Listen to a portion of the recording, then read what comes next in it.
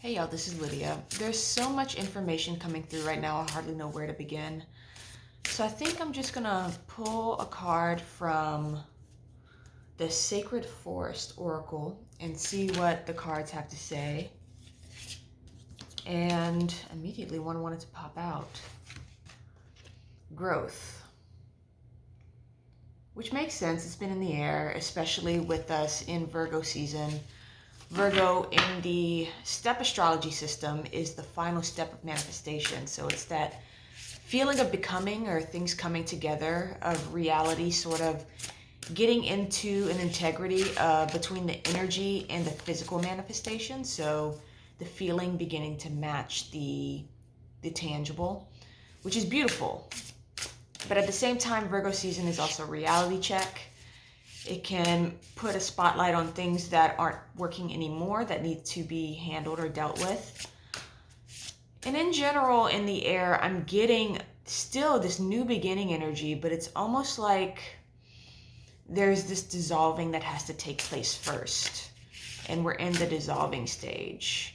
And for some, especially with the intense astrology in September, it could be a shattering as well, or a more harsh sort of change happening if we're clinging, if we're holding on, or if we're outsourcing.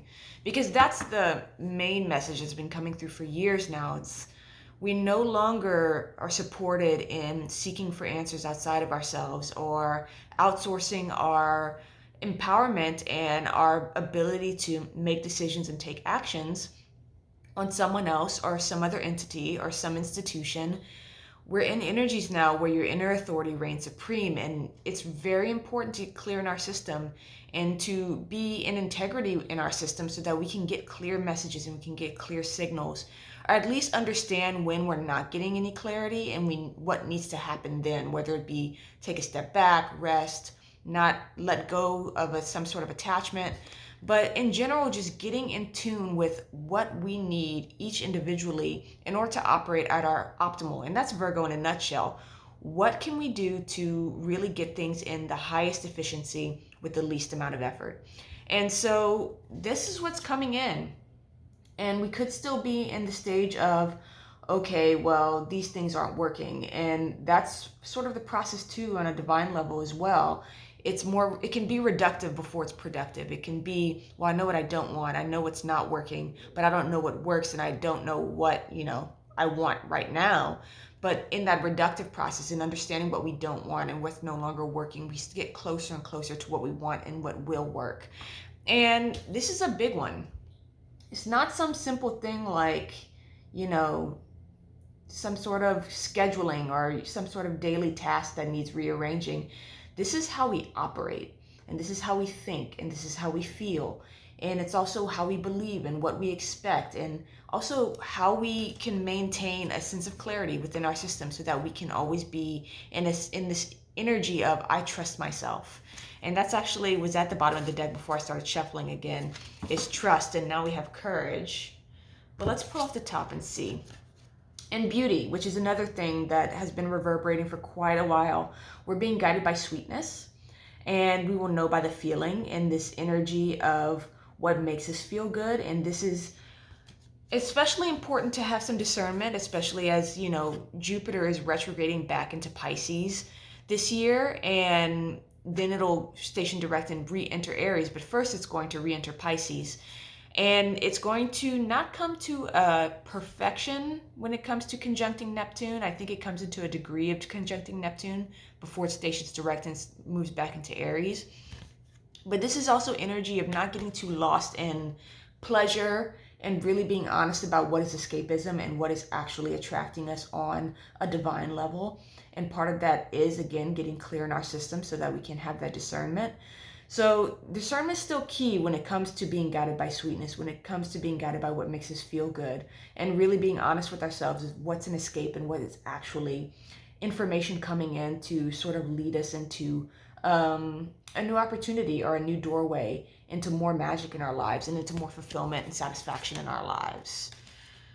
Yeah, and then being open to the change that happens within that. And that's, again, that can be a good signal too of being able to discern what is escapism and what is actually and a meaningful attraction is being honest with ourselves. It's like, okay, I'm going into this thing that's attracting me. Is it the same or is it different? Is it what you've always known and it's never gotten you anywhere? Or is it actually opening you up to something you didn't expect? And that's Uranus and Taurus speaking too, conjunct the North Node. It's the beautiful things that you don't expect. And we're being called right now, especially with Mercury being pounded this month by Saturn and Uranus and the North Node squaring each other. It's this energy of really being in this idea of not getting too fixated on how we expect things to go, how we think things are going to go, because a lot of what we expect is going to be shattered, and we've got to be open to things coming in and taking us down a path that we really couldn't have predicted. So really being honest about when we go into this energy of following what's attracting us, following what's sweet, following what makes us feel lit up.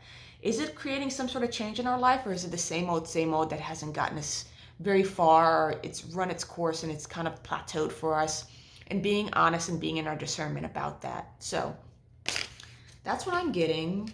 Pull one more is what I'm getting.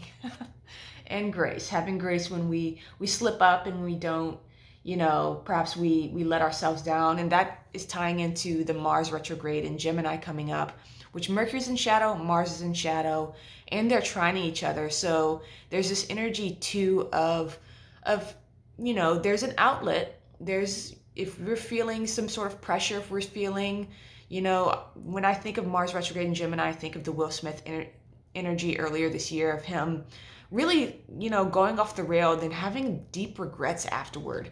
But also, if you go off the rail and you're having deep regrets, have some grace, because the energy is intense. The Mars retrograde in Gemini is verbal altercations. It is outbursts. It is, losing ourselves in our emotions and perhaps saying things we don't mean, but not getting too attached in and beating ourselves up, but having the grace to be like, okay, I see that. I see how that doesn't serve me and I don't want that for myself anymore. And making those necessary changes in order to bring a balance back in. So, okay, I'm sending love and wishing you well. Bye.